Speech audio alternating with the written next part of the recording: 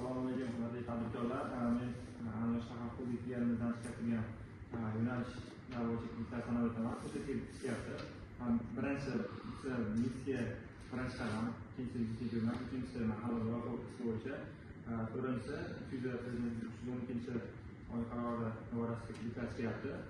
Birinchi missiya birinchi qadam kreditimiz 5 milliongacha erkaklarga 25%, ayollarga 23% kreditimiz. Birinchi ko'mak 17 million so'mgacha bo'lgan kredit, foizi erkaklarga 25%, ayollarga 20%.